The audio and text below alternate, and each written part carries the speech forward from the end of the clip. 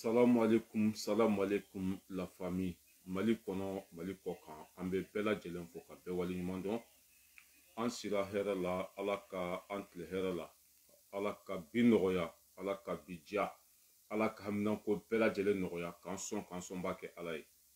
Inch'Allah, wa bal maked wa ras balayra du l'homme tranquille depuis Paris. 20 minutes pour mieux comprendre ou 30 minutes pour mieux comprendre.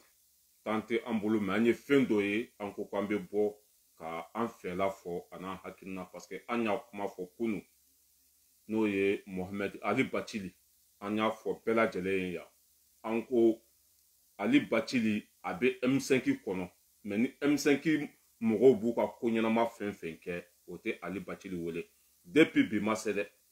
ewa ala yo tinya de da kene kan kombe bo antunyo kuma mi fo kunu o nana bi parce que Ali Bachili era bora bi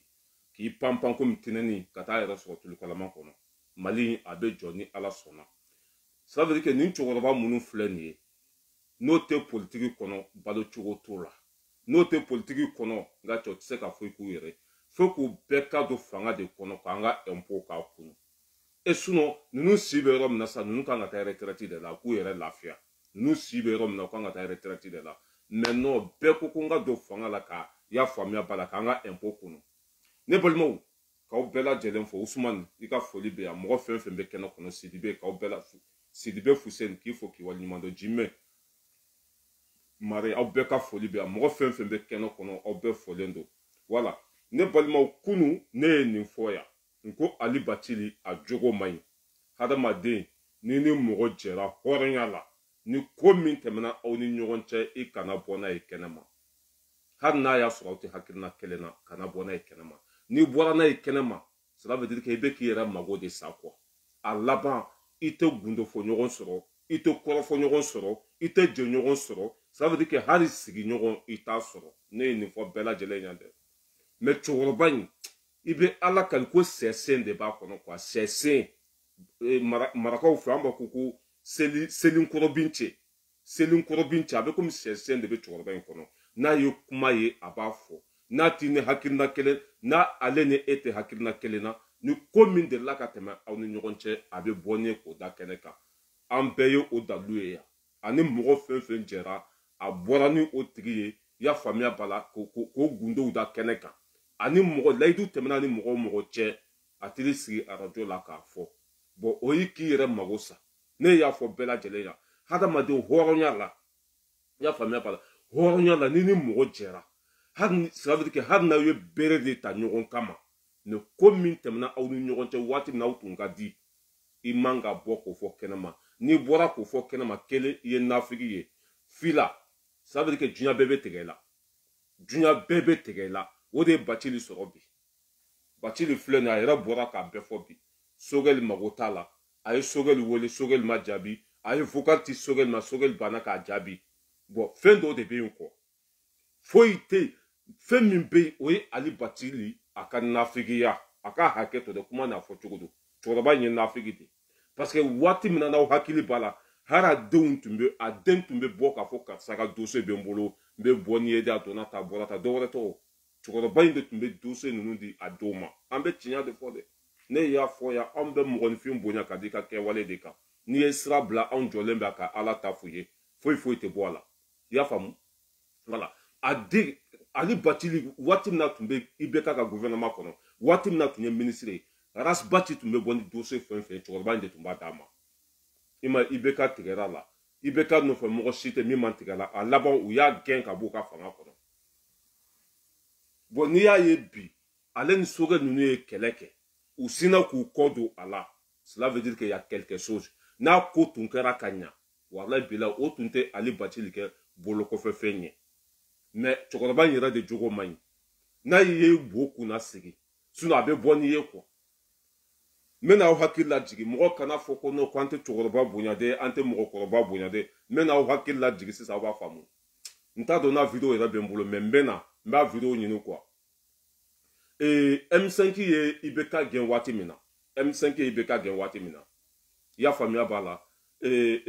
diko segina kata misiri kono bon politicien nunu ma jɔyɔrɔ sɔrɔ u bɛɛ kumana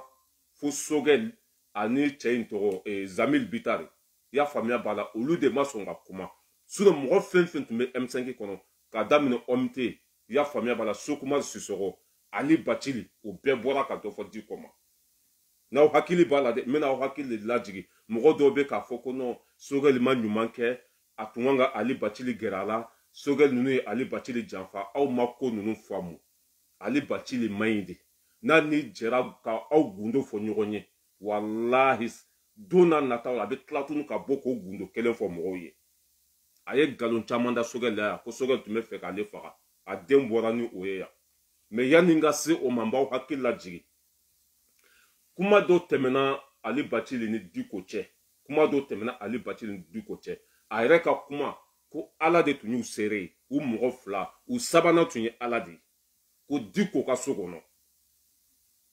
a ma fɔ kɛnɛ ma dɛ i y'a fɔ a ma fɔ so kɔnɔ dɛ a ma taa fɔ Diko ka so a ma fɔ yɔrɔ wɛrɛ dɛ a taara fɔ internet de sanfɛ réseaux sociaux sanfɛ n'o o ye cɛkɔrɔba jogo ye walima n'o tɛ cɛkɔrɔba jogo ye walima n'o bɛ mɔgɔw lasiri ɲɛ walima n'a tɛ mɔgɔw lasiri ɲɛ ne balimaw aw bɛɛ ka nin kuma in jate minɛ dɛ a ye nin kuma in lamɛn 20 minutes mieux comprendre aw b'a partager fana a ka se cɛkɔrɔba in ma ne y'a fɔ ye a mɛnna ni mɔgɔ jɛra ni fɛn min tɛmɛna aw ni ɲɔgɔn cɛ kana bɔ n'a ye kana fɔ kɛnɛ ma kana fɔ bɛɛda la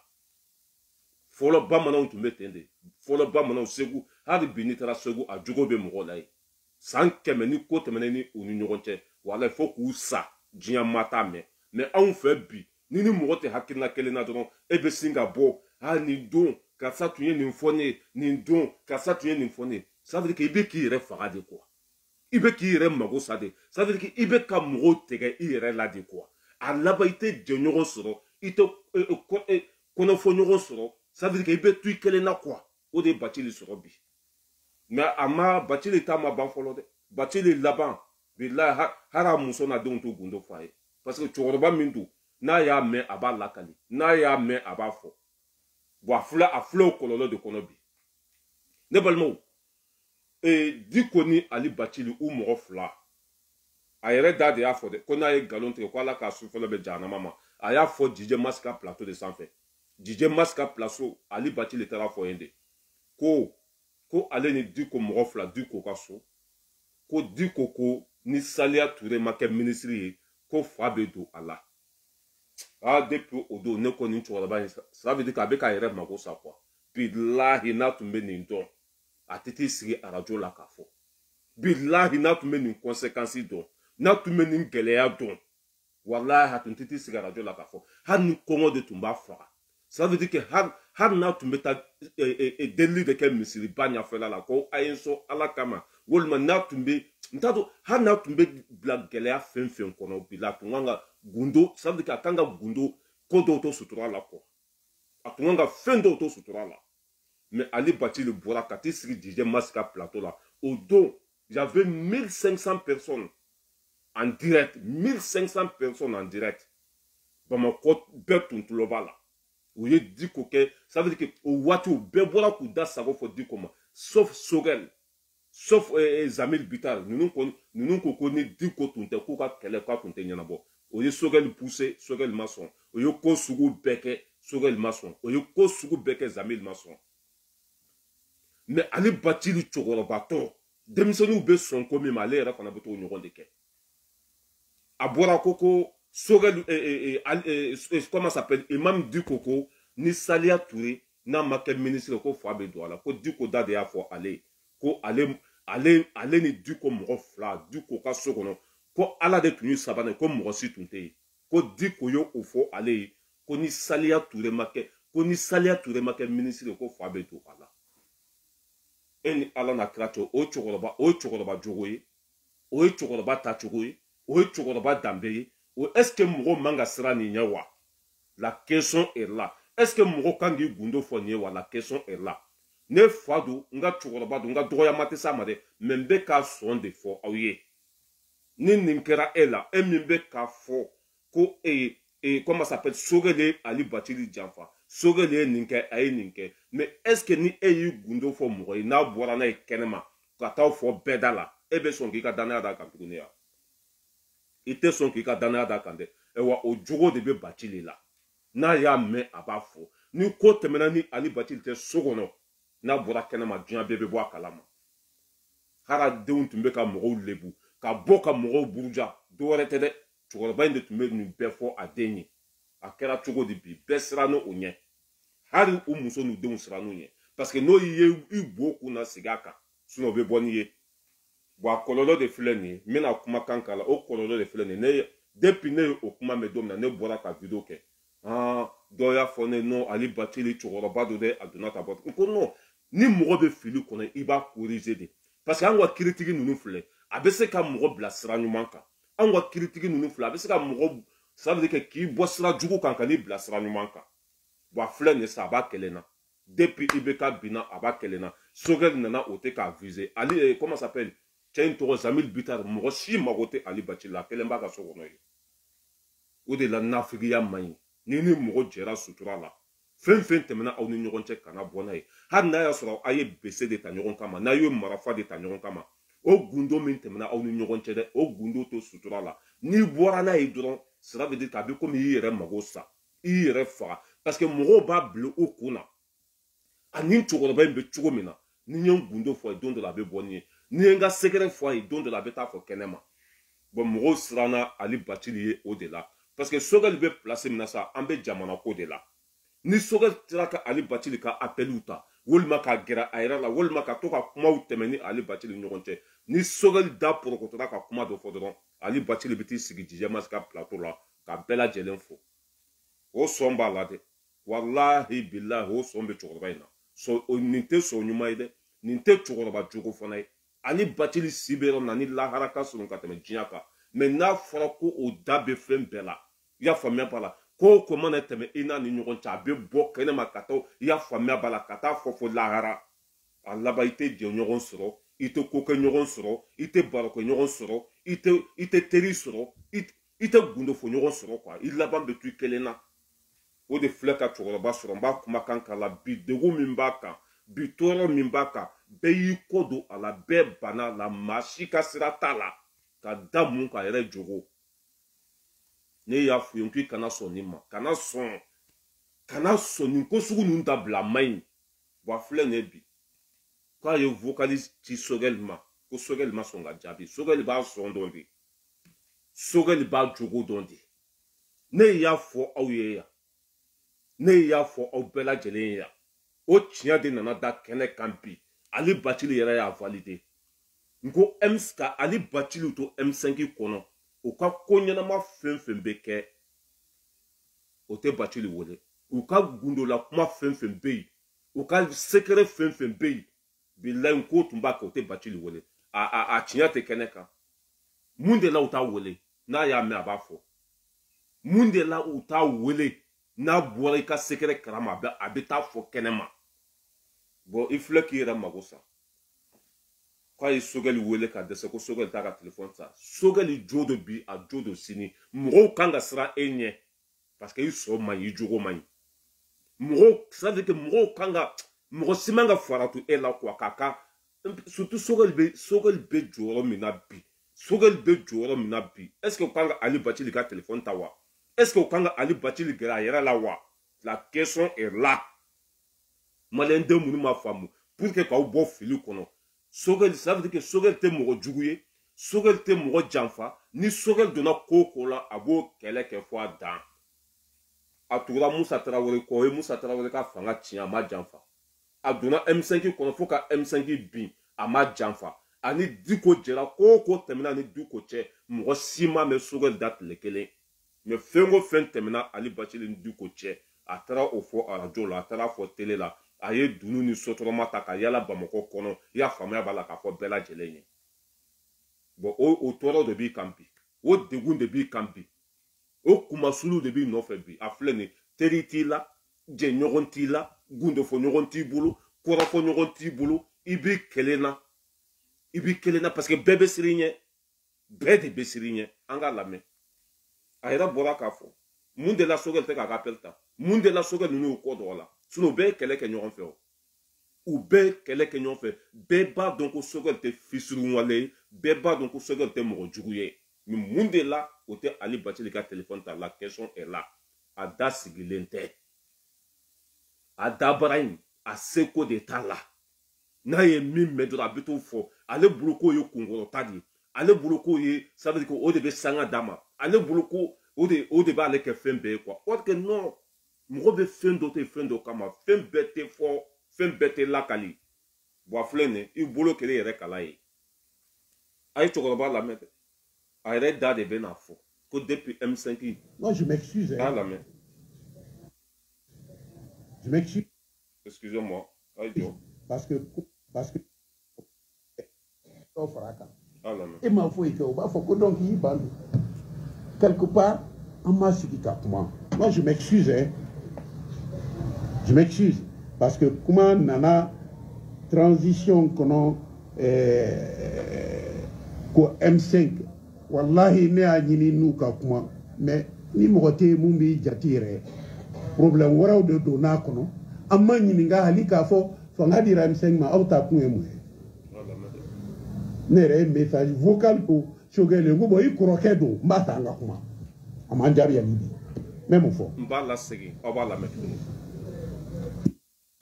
parce que kuma nana nin téléphone a bɛ hakɛ to dɛ non je m'excuse parce que kuma nana transition kɔnɔ ko M5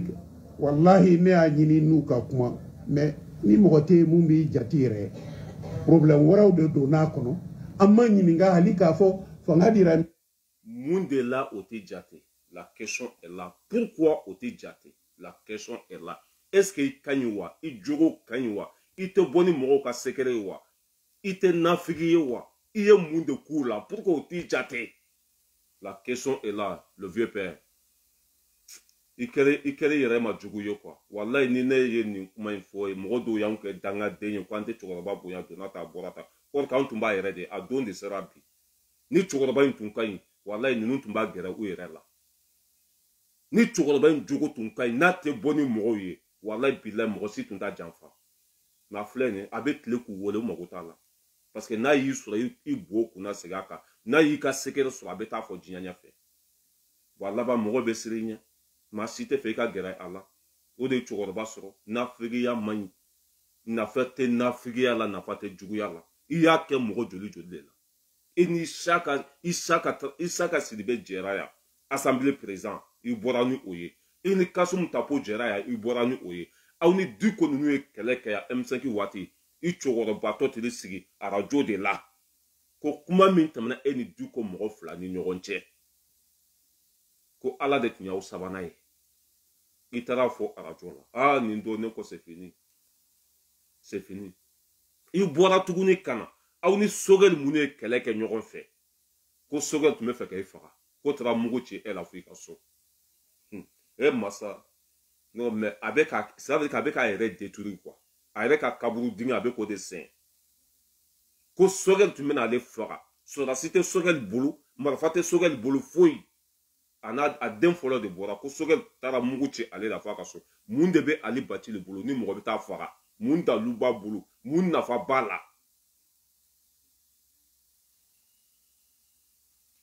n bɛ bila kɛnɛma sa jugu sago nɛni tɛ kɛ yan dɛ on n'en saute pas ici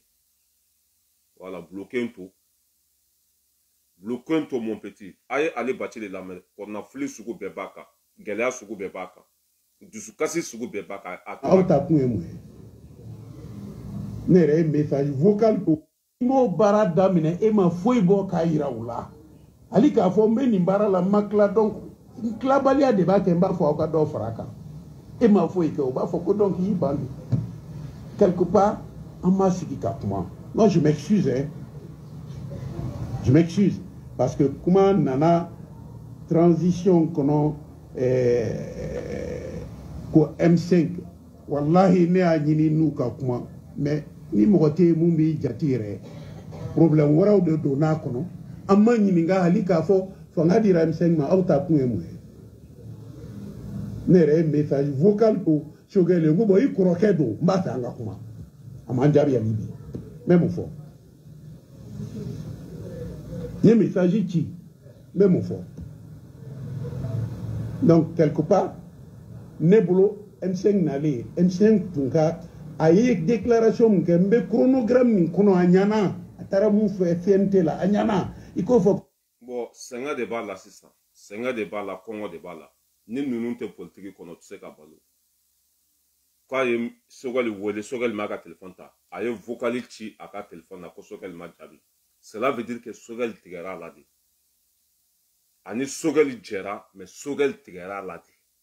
Sogel tigera là kada kunjumena, a eu galunda Sogel là. Ani mogo jera. Billahi, kuma fen mana teme aw ni ɲɔgɔn cɛ a bɛ taa fɔ kɛnɛma bɛɛ bɛ bɔ a kalama n'a ni jɛra so kɔnɔ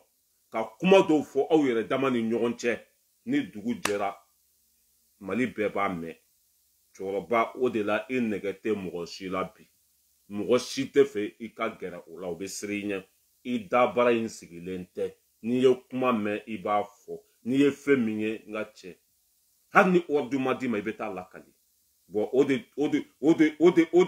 kololo bi nɔfɛ bi ni M5 belebele bain ni Sogel belebele bain hɔrɔnden olu kɛra ministre ye bi e bɛ ko olu wele olu tɛ e ka téléphone ta ya quoi cɛkɔrɔba in ma ɲi dɛ wallahi billahi nafigi don n'a y'i ka kuma mɛn a bɛ taa fɔ kɛnɛma wallahi ni n y'a da la mais n b'a vidéo ɲini ka na masika plateau la de la télé sigi ka di kuma min tɛmɛna di ko cɛ ka taa fɔ arajo la nin don de ne ko nin ta tiɲɛna pewu billahi nin tɛ gundo fɔ ɲɔgɔn sɔrɔ nin tɛ teri sɔrɔ i y'a faamuya b'a la nin tɛ jɛ ɲɔgɔn sɔrɔ nin tɛ kɔrɔfɔ ɲɔgɔn sɔrɔ ça veut dire que nin mɔgɔ si tɛ gɛrɛ nin na diɲɛ kɔnɔ tuguni parce que ça fait peur a bɛ mɔgɔw lasiri i ɲɛ c'est pas bon ni ko tɛmɛ i ni mɔgɔ ni ɲɔgɔn cɛ hali n'a tigi y'i faga de hali n'a tigi y'i ba nɛni fɛn min tɛmɛna aw ni ɲɔgɔn tɛ sutura la kana bɔ n'a ye dɛ n'i bɔra n'a ye dɔrɔn c'est fini maa si t'a ka danna da i kan tuguni a filɛ nin aw ye buwa gɛn ka bɔ yen aw dɔw ma hɛrɛ sɔrɔ tuguni aw ye buwa gɛn ka bɔ yen a kɛra aw yɛrɛ bolo n t'a dɔn ka dusukasi min bɛ ninnu ka bin a ka bɔ hakili ma a filɛ nin bon sisan i ye nin kɛ joona i yɛrɛ ko Sogel ninnu tun kan ka élection labɛn Sogel ninnu tun kan ka do ta an m'a fɔ aw ye ko élection de tɛ yen ni élection tɛ bɛ élection labɛn mun na ne t'a dɔn est ce que kuma bɛ don ninnu kunkolo kɔnɔ a fɔra aw ye de ko élection yɛrɛ tɛ kɛ yanni 2025 tɛ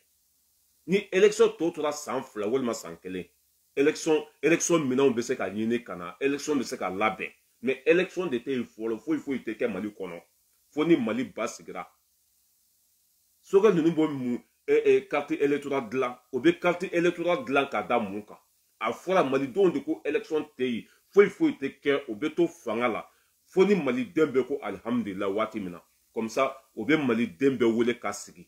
an ka élection kɛ bi wa ni malidenw ko élection ka kɛ élection bɛ kɛ mais en tant que jamana ma ba sigi cɛkɔrɔba e bɛ taa min walima e fana bɛ fɛ ka fara i bɛ ka mɔgɔw de kan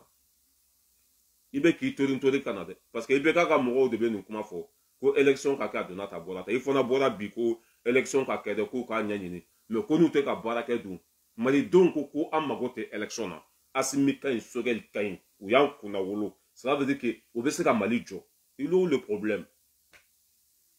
élection bɛ kɛ jamana kɔnɔdenw de kama olu ko mɔgɔ minnu bɛ ko alihamudulila bon cɛkɔrɔba filɛ nin tɔ foyi t'a la depuis ne y'a tunu ne a yɛrɛ y'a kuma bɛɛ faamu a y'a bɛɛ faamu cɛkɔrɔba y'a bɛɛ faamu c'est pour cela que hadamaden sabali dan tɛ sabali la dɛ mɔgɔninfin mana dimi cogo cogo kana dusu bila hakili ɲɛ i mana kɔrɔtɔ cogo cogo nka mais a filɛ Sogel t'a ka téléphone ta Zamil t'a ka téléphone ta mɔgɔ si ka sira t'a la bi bon den min fana filɛ nin ye ni Mali bɛɛ tun tugura o kɔ o den fana laban cogo filɛ nin ye ça veut dire que mɔgɔ bɛ siran ninnu bɛɛ de ɲɛ quoi mɔgɔ bɛ siran ninnu ɲɛ de quoi parce que o man ɲi c'est pas bon a filɛ nin ye a kɛra malo bobaraba ye a filɛ nin ye i yɛrɛ bɔra k'a fɔ bi a yɛrɛ filɛ ka bɔ ko mɔgɔ si ka sira tɛ ale la ale b'a kelen na international ka mɛn mais wuli ka baara kura dɔ da baara mun ni e nana Mokhtar Wade ni bandaw nɔ la olu ma mun kɛ o kun ye mun ye ko MC quelque part an m'a sigi ka kuma moi je m'excuse hein Je m'excuse. Parce que comment nana transition kono ko M5 wallahi ne a ɲini n'u ka kuma mais ni mɔgɔ tɛ mun b'i jati yɛrɛ problème wɛrɛw de don n'a kɔnɔ an ma ɲininka hali k'a fɔ fanga dira M5 ma aw ta kun ye mun ye ne yɛrɛ ye message vocal ko Sogɛli n ko bon i kɔrɔkɛ don n b'a fɛ an ka kuma a ma jaabi yan bi n bɛ mun fɔ. Bon, Ben de Cerveau au Jatera. Il y a famille Bala. Et comment ça s'appelle? Amadou Dunga au Jatera. Il y a famille Bala et Fomba au Jatera. Il y a famille Bala et comment ça s'appelle? Moro Chaman Chamanbe au Lube Jatera. Et comment ça s'appelle? Imam Oumar Jara au Lube Jatera. Zamil Bitter au Lube Jatera. Mais na Forako et Madjate, il y a quelque chose. Na Forako et Madjate, fin de bende. Tchoukolobas, ça veut dire que n'inte Tchoukolobas d'ambeye, n'inte Tchoukolobas soigné. Femi mana teme ini mwoche kana bonaye. Ni boanaye ima ma mago sade, ire de magosa. Ode esoro. Ni tunte nafriye, ni tunte boni mwo ka kumaye, ni da tunte pala. Wallahi mwo tunte srei inye. Mwo tunti, ça veut dire que mwo tunti tu kele na kwa. Mais dabe mugu bo, dabe nyenye bo, dabe kobela. Na le kono kuma me foni kuma yera ko koy kanan fode. Suno surtout na tiri siga radio la na ye jamai. Ayi ale bulu kono che ne che yadi. Ne ali batili de ntesra. Aha, ni mforanye diko ka salon kono, ni mforanye Sogɛli ka salon kono. Sogɛli tumena mfa. Aha, ni beta. Ka boni beka segere e mali kono. Wa flebi. Il flâne, koka sirati la, mais c'est normal. Hamni ninkrane nebe mabo e la. C'est normal, ni ninkrane nebe sra enye. Faut imane sra mwone fiye ni ninte. Imay, depuis an dona maliko kele la. O chete mimbe neka so yoroton. O chete mimbe la kana neka so. Parce que nebe sra adama denye.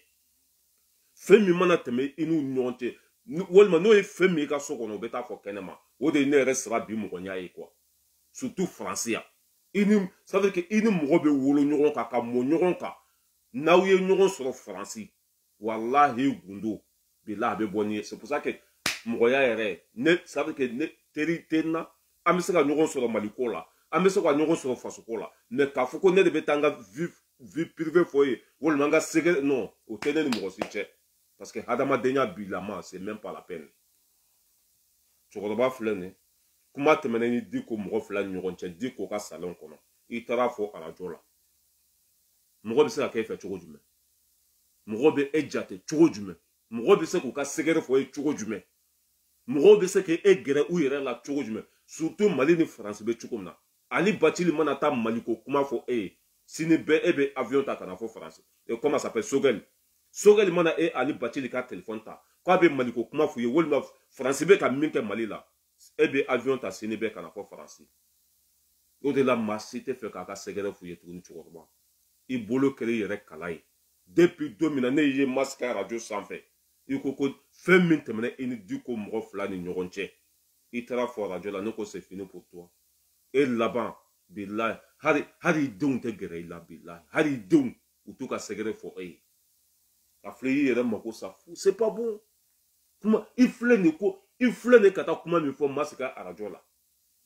a ma tɔgɔ d'i ma a ma sanga d'i ma a ma wari d'i ma a m'i kɛ président ye a m'i kɛ ministre ye a m'i kɛ foyi ye hali kunu tɔgɔ min tun b'i la o t'i la bi maa si t'i jate I b'i kelen na bi bon ni mi janto yɛrɛ n ka cɛ mɔgɔw laban bɛ t'i di buwa fɔkɔtɔ ma parce que e yɛrɛ y'a fɔ ko mɔgɔ si ka sira t'i la o bɛ jouer mɔgɔ kan quoi a bɛ jouer mɔgɔ kan vraiment cɛkɔrɔba nin de tun bɛ ne bolo k'a f'i ye wallahi billahi foyi tɛ Sogɛli la e yɛrɛ de man ɲi wallahi Sogɛli ni mɔgɔ fɛn fɛn jɛra Sogɛli ni Diko jɛra ni Diko tun ka surun mɔgɔ si ma mɛn Sogɛli da k'a teri sigi ka Diko lagosi k'a teri sigi ka dɔ fɔ Diko ma ko min tɛmɛna ni Diko cɛ ko Sogɛli taara fɔ arajo la a ma kɛ fɔlɔ mais kuma tɛmɛna e ni Diko mɔgɔ fila ni ɲɔgɔn cɛ I yɛrɛ da bara de y'a fɔ n b'a vidéo ɲini don dɔ la ka na I yɛrɛ da bara de y'a fɔ ko ni Diko mɔgɔ fila ko Diko ko ni Saliya Ture ma kɛ ministre ni Diko ko ni Saliya Ture ma kɛ ministre ko fa bɛ don a la o fɔ kun arajo la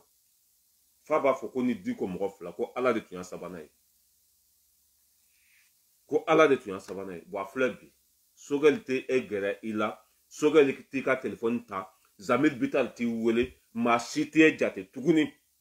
parce que i sɔn man ɲi, i jogo man ɲi, i da tɛ sigi, i da bɛ kuma bɛɛ fɔ, kuma bɛɛ man ka fɔ fana. N'i ko i bɛ kuma bɛɛ fɔ i laban b'i yɛrɛ nɛni. I y'a faamuya b'a la, kuma bɛɛ tɛ fɔ. Mahamadu Simaga, il a foli bien. Mamadou Simaga, il faut l'endo. Mais c'est ça, hein? Parce que ne Segu Tungara ka vidéo dans la tête. Ah, Sogeli mani asimi Segu Tungara ka teli kojugu ate ko analyser. Segu Tungara ka teli ate analyser ke ate miri, ça veut dire qu'ale ka teli de quoi? Avec comme TZV, n'ale ko ye droit, irisant.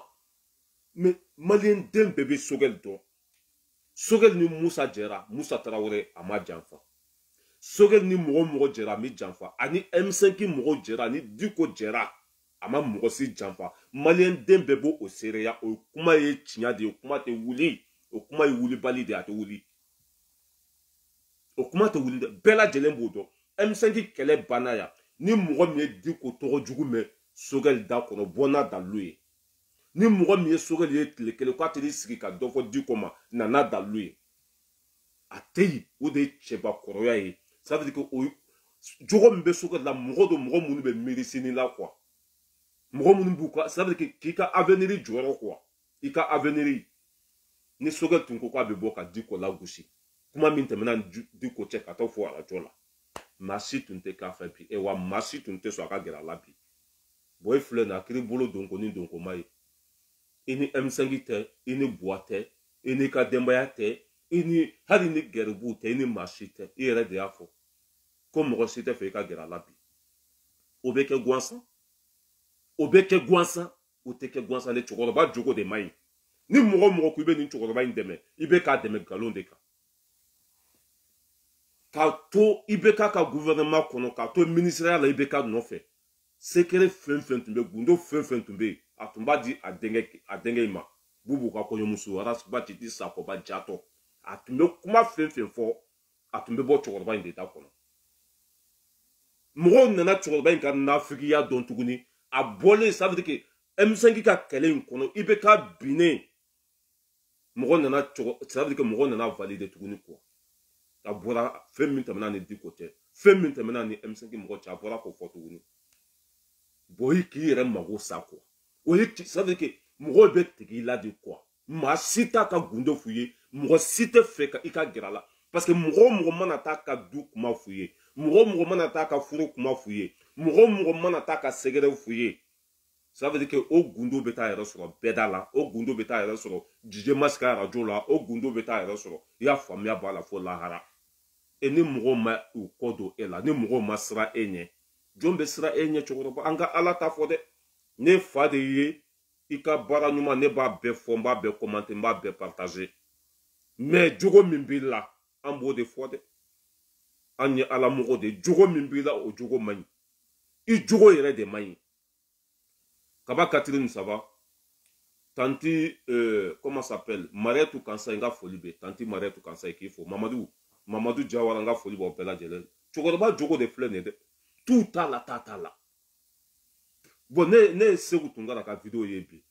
ah Sogɛli ninnu n'u ye fanga sɔrɔ u ye mɔgɔw janfa o tɛ mɔgɔ gɛrɛ u yɛrɛ la Ali Bacili ye min fɔ a ye tiɲɛ de fɔ Ali Bacili sɔn man ɲi dɛ walayi ne kelen de bɛ da n kaburu kɔnɔ cɛkɔrɔba jogo man ɲi dɛ cɛkɔrɔba jogo t'a la dɛ Abdoulaye Samakɛ n ka foli bɛ yen Abdoulaye Samakɛ k'i fo cɛkɔrɔba jogo t'a la dɛ ne y'a fɔ yan ko c'est an t'i bonya k'i kunsigi jɛlen don an t'i bonya ko miliyari b'i bolo i jogo ye min an b'o de fɔ dɛ Ali Bacili cɛkɔrɔba jogo t'a la da in ça veut dire k'a bɛ comme sɛsɛn de b'a kɔnɔ quoi sɛsɛn n'a bɛ ka wagasi kuma in fɔ n'ale ni mɔgɔ jɛra dɔrɔn a bɛ pressé de ka bɔ ka fɔ mais a taara 10 millions minɛ don min na a m'o fɔ dɛ 10 millions ça veut dire que Sogɛli ninnu tigɛra la nin bɛɛ de la quoi Sogɛli ninnu tigɛra la ani Sogɛli ninnu tun bɛ kɛlɛ la ko IBK ka taa o IBK kelen y'a wele su fɛ 3h du matin o bɛ t'i faga de wa o bɛ taa bɔrɔ de di kunkolo la wa o b'i janfa de wa a kelen wulila ka taa fo IBK ka yɔrɔ la olu ye 10 millions d'a ma depuis waati Sogɛli ninnu y'a dɔn c'est pas la peine quoi Abdoulaye Samakɛ n ka foli bɛ yen Depuis au Sogol Nounou, c'est pas la peine. Mais Nine Segou Tungara Nounou, ça veut dire que au te co-analyser, au Luka telling de bla bla bla bla. Sogol Nounou, il est placé sur au lieu Ali Batili Janfa, Batili Minfa et Tia de Fo. Or que Batili n'Afrique de Bella de l'Embodon Batili là. Bebo don Batili là. Hata Madendu Nikra n'Afrique, Moro de Sirignadi. Nikra, ça veut dire que ko komana teme eni moni fi unu nyogonche ebe to fo alajola ibe to fo kenema e masa ni ninkera ne katanga kuma fo e kati sigara jola ko fo ne be so e ka grene la tuni mais voilà la vérité tinya flé ne ka ça veut dire que ne ka comment s'appelle Matu Jawara ne ka Matu Jawara kuma do to menene Matu Jawara che Matu Jawara kati sigara alajola ah balay ray ni fonye ni ndonde balay ray ni fonye bila mogo be Matu Jawara ke mogo langolo yoko mais Matu Jawara bolo ko no kwale non mais be ki re de magosa ko min temana ni Matu che na mata fo kenema ani ne hakina wore soro mba fo Matu Jawara etuguni mais na ye folo fo nga che flanate soro de o de kera Mohamed Ali Bachili tay abaka so hari meja munu n'u ka wari ko n'u ɲɔgɔn wari den tɛ yen meja ninnu o si tɛ taa ɲininka tuguni ne yɛrɛ tun bolo k'a man kɛnɛ de ne yɛrɛ tun bolo k'a man kɛnɛ a filɛ ne sɛgɛn y'a gɛn ka bɔ a ka wo kɔnɔ nana ko élection ka kɛ dɛ ko ka élection labɛn a fɔra aw ye ko élection tɛ kɛ Mali kɔnɔ d'ici 2023 élection ko kuma tɛ yen n'a y'a sɔrɔ élection bɛ kɛ de mɔgɔw bɛ élection minɛnw labɛn mais élection de tɛ yen parce que jamana tɛ an bolo. Ni Mali basigira élection ko be labɛn mais en tant que Mali be nin cogo in na Ali Bachili tu ka wo kɔnɔ i kana ni yɛrɛ se dɔgɔyama ma tu ka fantansoni kɔnɔ ye i bɔra bi a filɛ nin ye mɔgɔ min bɔra k'i dɔgɔya bi mɔgɔ min bɔra k'i ka fili fɔ a ka ca ni tun sigiri yɛrɛ ma n'u togo filɛ nin a bɛ ka tamati sɛnɛ bi n'u togo a taara foro belebeleba san a bɛ ka tamati sɛnɛ a ma da don politiki la a ma fɔ mɔgɔw ka wele a ma fɔ mɔgɔw ka ta foyi n'u togo taara foro belebeleba sɛn a bɛ k'a ka tamati mais ninnu tɛ foyi fɛ ko an ka impôt fo k'an ka don politiki la ni politiki yɛrɛ tɛ olu tɛ se ka foyi yɛrɛ de kɛ diɲɛ kɔnɔ quoi et anw filɛ wotoro poussé la yan an bɛ ka musokɔrɔbaw ka kusi sanjɛ an bɛ ka yɔrɔ jɔsi o bɛɛ la an bɛ Mali ko la mais olu ko non ko k'a sɔrɔ k'a kunu u kana sɛgɛn bɛɛ ka wari sumalen sɔrɔ u tɛ passé tuguni Asimi ça veut dire que Asimi m'a don a yɛrɛ la surtout k'o k'a di mɔgɔ ma Asimi ka wari tɛ sɔrɔ Sogɛl ta tɛ sɔrɔ ninnu de bɛ Mali jɔ Asimi depuis bɛ ka binna fini kelen de b'a la a b'a ko sufɛ de ka tila k'a don depuis Sogɛl binna ne ma fini fila ye Asimi na hali n'a n'a muso n'a denw bɛ ɲɔgɔn fɛ o fini kelen de b'a la ni su kora a b'a ka fɔrɔkiya don a ka salon kɔnɔ o bɛ fini ninnu ko n'u kora o bɛ jɛya ni sɔgɔma cɛ a bɛ tila k'o don parce que a bɛ fasojɔ kɛnɛ de kan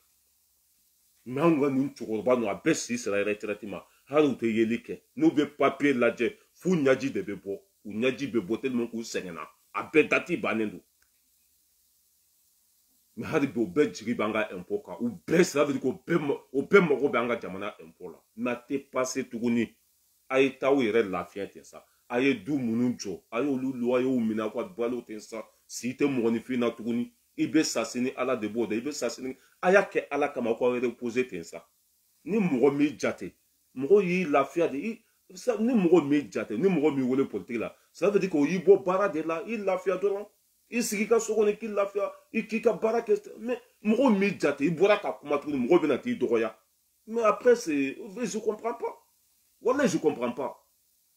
bon filɛ nin i bɔra ka n'i yɛrɛ ci anw tɛgɛ kɔnɔ ne ye nin kuma fɔ a mɛnna ala filɛ ka na tiɲɛ bange bi ne y'a fɔ ko M5 bɛ réunion fɛn fɛn kɛ u bɛ ɲɔgɔn ye fɛn fɛn kɛ ni a ko ye gundola kuma de ne a ko ye sekere kuma de n ko tɛ Bachili wele ne ye nin kuma fɔ yan dɛ depuis bi ma se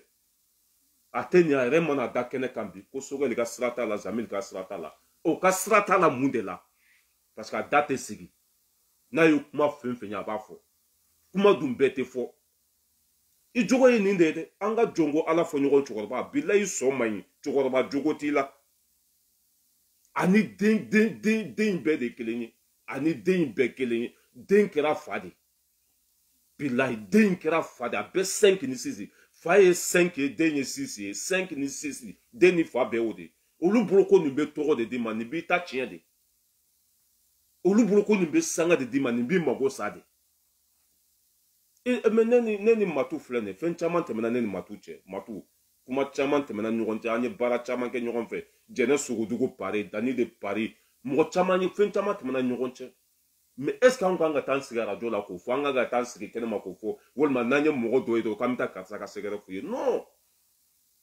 e bɛ taa ça veut dire que fɛn min tɛmɛna ne ni matu cɛ ni ne taara fɔ ça veut dire que Jason yɛrɛ bɛ siran ne ɲɛ de fɛn min tɛmɛna ne ni Jason cɛ ni n taara fɔ Dani ye Dani ça veut dire que ça veut dire que mɔgɔ kunkolo b'a kan da la i fana b'a fɔ i jɔ n ka siran karisa ɲɛ a nana karisa ta fɔ ne cogo min na a bɛ sɔn ka taa ne fana ta fɔ o tigi ye bon o de ye Bacili sɔrɔ a bolo kɛra a yɛrɛ kala ye a kɛra komi ɲuguntan fɛn maa si ka sira t'a la bi a b'a kɛlen na dɔ wɛrɛ tɛ dɛ a sɔn de man ɲi mɔgɔ ko i bɛ nin défend wala i bɛ ka ça veut dire que i bɛ ka Sogɛli tɔɲɔ i bɛ ka M5 mɔgɔw tɔɲɔ ne filɛ ka kuma min fɔ a tɛ wuli Sogɛli ni Musa Tarawele jɛra yan o ye coup d'état kɛ Musa Tarawele la Sogɛli ma janfa Sogɛli donna M5 kɔnɔ yan i y'a faamuya b'a la tɔ tora mɔgɔ fila de Sogɛli m'a bila Sogɛli ni Diko jɛra yan kuma caman tɛmɛna ni Diko cɛ Sogɛli tile kelen ma bɔ ka t'i sigi arajo la ko Diko ye n kuma sulu Diko ye n janfa Diko taara wari minɛ Sogɛli tile kelen ma nin fɔ mais Ali Bacili taara fɔ arajo la e cɛ ne fa ne cɛ a y'a kɛ ala kama cɛ a ye miiri dɔɔni sa ni nin kɛra ça veut dire que ni nin kɛra e la e bɛ sɔn ka nin tigilamɔgɔ gɛrɛ i la wa la question est là ni nin kɛra e la e bɛ sɔn nin tigilamɔgɔ ka gɛrɛ i la wa mais i tɛ sɔn bon vidéo mali ninnu filɛ nin tellement que a dɔw yɛrɛ tɛ analyse kɛ o bɛ bɔ dɔrɔn mɔgɔw b'u t'u lamɛn a dɔw yɛrɛ ye fatɔw ye a dɔw yɛrɛ tɛ sa vie quoi mɔgɔw b'u t'u lamɛn ten dɔrɔn ne ye Segu Tunkara ka vidéo ye ne bɛ tiɲɛ de fɔ Sogɛli ye dɛ n'u ye fanga sɔrɔ dɛ Ali Bacili ye tiɲɛ de fɔ dɛ non Ali Bacili sɔn man ɲi a jogo man ɲi mɔgɔ ɲɛnama tɛ pourquoi mɔgɔw a yɛrɛ da de y'a fɔ i jɔ n ka kala ko mɔgɔ si t'ale jate pourquoi mɔgɔw t'a jate pourquoi il a fait quoi a man ɲi de n'a y'i ka kuma mɛn a bɛ ko n'a ye. Yemi wallahi ne y'a ɲini da transition kɔnɔ ko M5 wallahi ne y'a ɲini n'u ka kuma mais ni mɔgɔ tɛ yen mun b'i jate yɛrɛ problème wɛrɛw de don n'a kɔnɔ. Ni mɔgɔ tɛ yen min b'i jate c'est lui-même qui a dit or que ne ye nin kuma in fɔ kunun mɔgɔ ko non Bacili ye cɛkɔrɔba de ye a to yen ne tun bɛ k'a fɔ waati min na Gɔnjigiba n ka jogo man ɲi ne ye tile joli kɛ n bɛ k'a frappé yan ne de tun bɛ k'a fɔ a ma ko Gɔnjigiba ne ye vidéo joli k'a kan ko cɛkɔrɔba in man ɲi mɔgɔw ye ne wele an fa don a ka ɲi ko n'o cɛkɔrɔba jogo de man ɲi a tiɲɛ dalen tɛ kɛnɛ kan bi mais n'an bɛ ka taa an bɛ se tiɲɛ ye ala de bin cogo t'a la n'an bɛ ka taa bi la an bɛ se ne y'a fɔ yan ko Gɔnjigiba man ɲi ani den bɛɛ kelen mɔgɔw bɔra n'o a ye Bacili to yen a bɛ M5 la a ye Bacili to yen ko cɛkɔrɔba man ɲi a yɛrɛ de bɛ bɔ n'a yɛrɛ ye mais ne taara Matuw ka so ni n taara sɔrɔ don min na i y'a faamuya b'a la to tɛ yen n taara jisuma dɔrɔn de sɔrɔ yen walima bisiki jalani dɔrɔn ni ne taara Matuw ka so kɔnɔ ka t'o sɔrɔ yen don min na est ce que ne kan ka t'o fɔ sɛgɛn bɛ Matuw la bi dɛ hali dumuni t'a ka so ji dɔrɔn de bɛ yen i y'a faamuya b'a la kaba seri dɔrɔn de bɛ yen n'o kɛra est ce que siɲɛ wɛrɛ Matuw bɛ sɔn ne ka taa ka so wa Matuw bɛ sɔn ne ka taa ka so ne taara Matuw ka so ni n ye fɛn fɛn ye ko n bɛ taa n sigi cɛ n taara Matuw ka so n'i y'a ye vidéo la a ka sinapuni ni a ka Facebook mondialiw la n'i y'a ye a jɛlen don mais n'i taara ka so foyi tɛ frigo kɔnɔ ni ne taara n sigi kɛnɛma k'o fɔ hali siɲɛ wɛrɛ ni n ko Matuw ma ko n bɛ sira la ka na a b'a fɔ n tɛ so dɛ hali n'a tɛ se k'a fɔ ko n kana na ni n y'a wele ko Matuw n bɛ sira la ka na a b'a fɔ bi kɔni n taara baarakɛyɔrɔ la walima ci dɔ bɛ n bolo bi tan tɛ n bolo dɛ ni n y'a wele siɲɛ filanan a b'a fɔ ko cɛ n ye baara sɔrɔ dɛ comme ça mais c'est ça o de ye Bacili sɔrɔ Sogɛli bɛ siran Bacili ɲɛ i y'a faamuya b'a la hali Diko bɛɛ de siranna Bacili ɲɛ a ye kuma min fɔ Diko ma Diko y'a mɛn mɔgɔ taara vidéo yira Diko la o Diko y'a mɛn mɔgɔw y'a wele fana k'a ɲininka don min na taara Masi ka plateau sanfɛ ko Ali Bacili i den bɛ ka Diko nɛni i taara Diko ka so i ye mun de fɔ Diko ye pour que i den bɛ se ka nɛni dabila ko Diko n'ale den bɛ jɛ don min na ko Diko ma dɔ fɔ ale ye e masa ne woloden o ka cɛkɔrɔbaw dɔgɔya ka mɔgɔkɔrɔbaw dɔgɔya ko Ali Bati, ça veut dire qu'Ali Bati avec comme a yɛrɛ de muru ta k'a yɛrɛ kantigɛ quoi. C'est fini pour ce vieux là,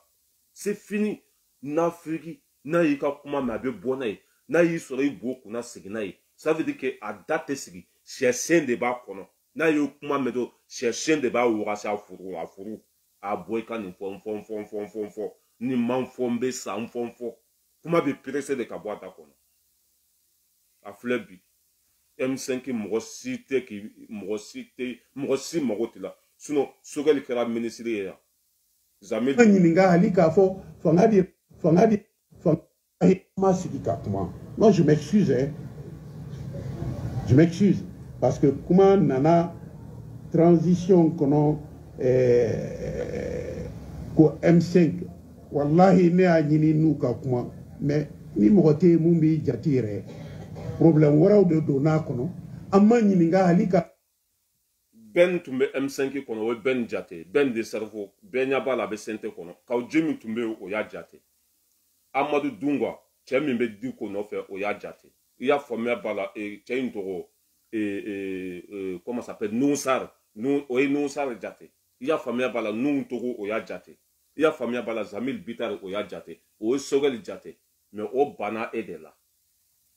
n ka cɛw tɛ gansan ye dɛ. Ni mɔgɔ mɔgɔ k'i bɛ nin cɛkɔrɔba in dɛmɛ, cɛkɔrɔba in tɛ se ka dɛmɛ taa sɔgɔma in dɛ. Ni ma da la e k'a wele k'i ka sɛgɛrɛ fɔ a ye, e k'a wele k'i ka gundola kuma fɔ a ye, ko o ko b'i ka du kɔnɔ n'i y'a fɔ nin ye i bɛ taa sɔrɔ bɛɛ da la ye. A sɔn filɛ nin ye tu t'a la ta t'a la, e wa a tɛ wuli fana, a yɛrɛ da bara fɛn min tɛmɛna ani mɔgɔw cɛ a taara fɔ arajo la, a taara fɔ télé la. Jɔn bɛ sɔn nin ka gɛrɛ i la, jɔn bɛ sɔn ça veut dire que nin ka kɛ i gundo fɔ ɲɔgɔn ye. La question est là. Mais Nzigaw t'a faamuya fɛn Mali e ni Ala na k'a tɛ jamana kunturu jɔli ko Sogɛli ka nin gɛrɛ a la, jamana kunturu jamana jɔ sɛgɛrɛ de fɛn dɔw bɛ yen nɔ olu tɛ fɔ kɛnɛma. Hali M5 filɛ nin u b'u ka kɛlɛ ta ni fila la waati min na o ma sɔn, ça veut dire que o bɛ ɲɔgɔn ye fɛn kɛ, o bɛ taa kuma ɲɛnama fɛn fɔ o ma sɔn ka nin wele. Bilahi ne y'a fɔ depuis kunu. O bɛ taa ɲɔgɔn ye fɛn o ma sɔn nin sen ka ye, n'a y'a mɛn a b'a fɔ. Samaranintigi bon Ala ka hinɛ i la k'i danyɔrɔ sumaya, i y'an kɔ k'i tun Ala ka nɔgɔya, ne ma da la ni mɔgɔ bɛ danaya de kan tuguni, hali ne bɛ place sɔrɔ Mali la n t'a dɔn kan k'i bila place min yɔrɔ la, ɲɛgɛnji bɛ bɔ yɔrɔ min na de wa walima n t'a dɔn kan k'i bila place min na, o man k'i bila yɔrɔ kɔnɔ secret jamana secret bɛ fɔ yɔrɔ min na, n'a fɔra ye bilahi a bɛ avion ta ka na fɔ Faransi yan. Bon ni k'i yɛrɛ détruire k'i yɛrɛ mago sa k'i yɛrɛ ta tiɲɛ a filɛ i filɛ kɔlɔlɔ kɔnɔ bi. Depuis ne ye plateau sanfɛ i bɛ k'a fɔ ko kuma tɛmɛna e ni Diko mɔgɔ fila de ni ɲɔgɔn cɛ, ko mɔgɔ si tun tɛ yen, ko Ala de y'aw sabanan ye. Ne ko ko Ali Bacili i yɛrɛ faga wallahi nin don ne ko est-ce que ni ninnu tun bɛ miiri n'a tun bɛ réfléchir est-ce que a tun ka nin fɔ, surtout Diko. Ni bilala Diko la i bɛ lebu de, ni bilala Diko la bilahi mago bɛ sa a filɛ i bolo bi, i bilala Diko la M5 olu tun bolo ni Diko ye IBK gɛn, Diko k'ale kɛ ministre de la justice ye, Diko ka nin kɛ président ye, Diko ka or que Diko bɛ ninnu bɛɛ dɔn, Diko bɛ ninnu bɛɛ dɔn, IBK binna Diko ko n bɛ segin ka taa n ka misiri kɔnɔ, Diko de IBK kɛ président ye, a Diko yɛrɛ da y'a fɔ k'o ye misiri bɛɛ yɛlɛma k'a kɛ kize ye ka IBK kɛ président ye, IBK kɛra président ye Diko janfa, Diko ɲɔgɔn silamɛtɔ Ala dɔnbaga u kɔ taa kungo lasa yɛrɛ ma tuguni, n'a tun ye aw kɛ président ye k'aw kɛ ministre ye, n'aw ma se ka baara kɛ mɔgɔw k'a fɔ k'a ka bɔ tuguni k'aw gɛn, o tuma cɛkɔrɔba b'a si kɛ na, cɛkɔrɔba IBK gɛn ko barika tun tɛ aw la ka IBK gɛn, cɛkɔrɔba IBK gɛn, IBK taara ko k'aw ka sigi ka kuma, a y'u bɛɛ wele k'u ka sigi u ka kuma u ka mɔgɔ kelen kɛ ɲɛmɔgɔ ye, tellement k'u yɛrɛ nata ka bon u yɛrɛ dama ma bɛn, u ma bɛn min kɛ M5 nana fɛngɛ fo sɔrɔdasiw nana fanga ta ka tila k'u kɔ don o la. O kɔnɔna de la sa Ali Bacili bɔra panpan na komi tɛnɛni ko Diko y'a fɔ ale ye ko ni Saliya Ture ma kɛ ministre ye ko fa bɛ don a la, a m'a fɔ Diko ka sɔrɔ arajo ye diɲɛ bɛɛ de ta ye, diɲɛ bɛɛ b'o mɛn, a mɔgɔ ko nin cɛkɔrɔba in ko nafiki don danbe t'a la a tɛ miiri ça veut dire que mɔgɔ man k'i gundo fɔ nin ye quoi n'i ye gundo fɔ nin ye dɔrɔn a bɛ taa yɛrɛ sɔrɔ kɛnɛma bon i b'o kɛlɛna bila de la bi moi je valide Sogɛli jo b'a la bi et puis Sogɛli ye mɔgɔ ye a ka kegun a bɛ réfléchir a tɛ ko foyi kɛ a kun fɛ n'i y'a ye Sogɛli banna ka nin ka téléphone ta a tigɛra a la de n'i y'a ye Sogɛli ma sɔn ka nin ka téléphone ta mɔgɔ ɲɛnama de tɛ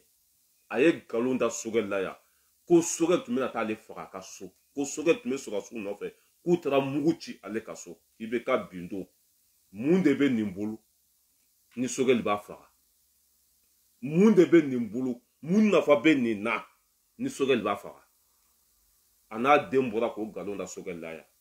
mɔgɔ min tun bɛna e faga e m'a wele polisi la i m'a wele fanga la i ma taa ni dalu ye i ma taa ni foyi ye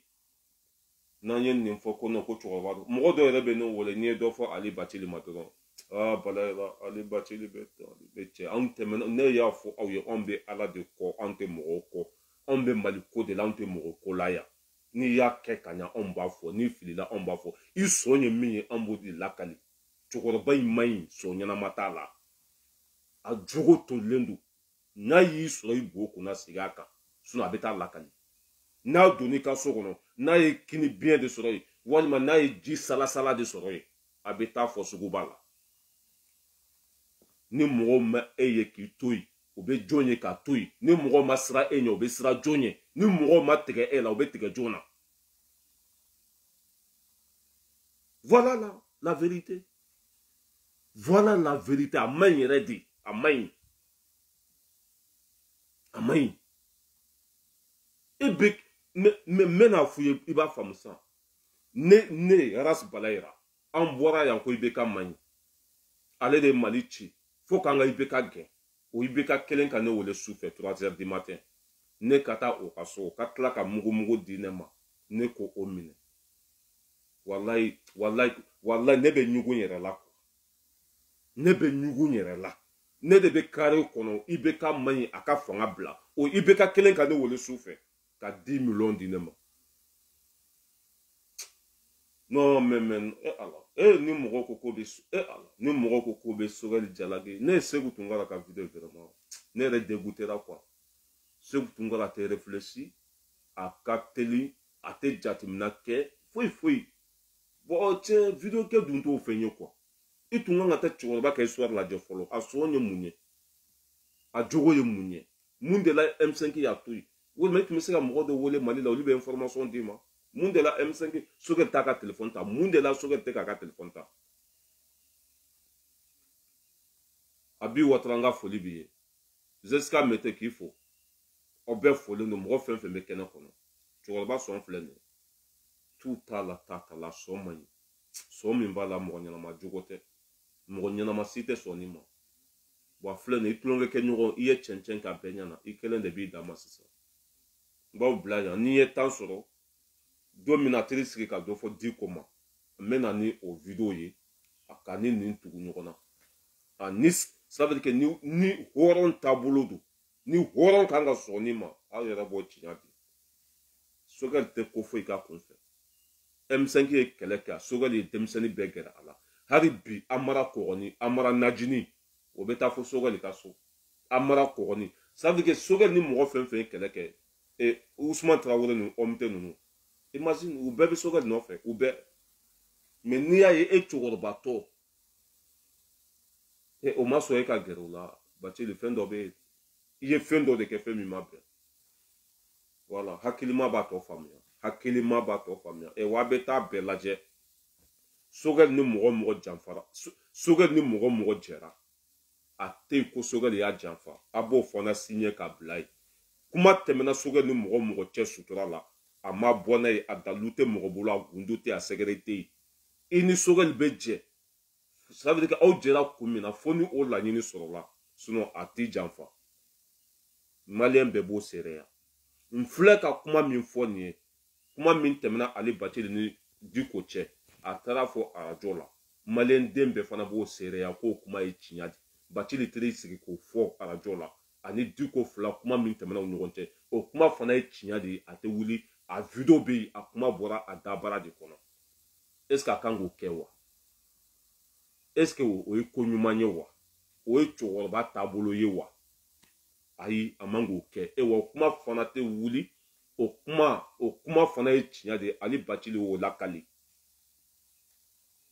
ni Sogɛli ma siran o ɲɛ jɔn bɛ siran o ɲɛ Sogɛli bɛ jamana jɔ de la jamana kunturu de bɛ Sogɛli bolo sisan ka nafiki gɛrɛ a yɛrɛ la Mali sekere bɛɛ ka taa a yɛrɛ sɔrɔ Faransi Mali sekere bɛɛ ka taa a yɛrɛ sɔrɔ Ras Baci bolo Bobo ka kɔɲɔmuso bolo Sogɛli ka nin ka telefɔni ta k'a kan yɛrɛ sere non mais cɛ a ye mɔgɔ bonya sa jamana kunturu Asimi ni Sogɛli bɛ k'o de jɔ nafiki fɛn fɛn bɛ o kana a tigi wele jugu sago fɛn fɛn bɛ a kɔnɔ ka appeli ta Ras Balayira du l'homme tranquille depuis Paris. Ka Bagounou ka befo, fils de Bagounou, c'est moi. Fils de Bagounou. Ras Balayira du l'homme tranquille depuis Paris. Ala ta ambo de fo. Ali Bacili soma son jugu bebala. Jogoro ba, sambi wolon blanco, ani lahara de kasoro. Hadi bi ala masabali diema, hadi bi nata mafa, hadi bi. Mais il va sur nya fait. Soga la itana ya kona mo shiwole. Ali Bacili ta Mali jora. Ali Bacili tɛ Mali jɔra déjà a sara balola masi ka sirata la Mali avancera wa Mali den bɛɛ bɛ Sogɛli kɔ Mali den bɛɛ bɛ Asimi kɔ ka da mun ka yɛrɛ kɛwale maa tɛ kɛ maa fɛ gansan mɔgɔ tɛ tugu mɔgɔ kɔ gansan mɔgɔ tɛ kɛ mɔgɔ fɛ gansan wa Mali jɔra a mɛnna Sogɛli ye dugutigi bɛɛ wele a ɲɔgɔn ma deli k'a kɛ diɲɛ kɔnɔ dugutigi ni dugutigiw fɔra ye jamana de fɔra ye dugutigi jamana do Sogɛli ye Mali dugutigi bɛɛ wele k'u bɛɛ hakilina dɔn u bɛɛ bɛ Asimi fɛ u bɛɛ bɛ Sogɛli fɛ Mali kanu b'o bɛɛ dusukun u bɛɛ bɛ fɛ Mali ka bɔ Faransi bolo bi Sogɛli juguyaw bɛ taa min Asimi juguyaw bɛ taa min Mali bɛɛ bɛ ninnu kɔ aw bɛ se ka mun de kɛ Ala ka hinɛ aw la k'aw dayɔrɔ sumaya aw y'an kɔ k'i tun Ala ka nɔgɔya Mariatu Kansa in ka foli beleba bi an bɛ ɲɔgɔn bolo Mamadu Kamara k'i fɔ k'i waleɲuman dɔn Matu Jawara mɔgɔ fɛn fɛn tun bɛ kɛnɛ kɔnɔ n ka foli b'aw bɛɛ lajɛlen ye mɔgɔ fɛn fɛn bɛ a k'aw bɛɛ lajɛlen fɔ on ensemble inchallah an bɛ ɲɔgɔn bolo tiɲɛ k'a fɔ baara ka kɛ jamana ka jɔ merci beaucoup Muktar Kulubali ka foli bɛ yan bɛɛ lajɛlen folen don merci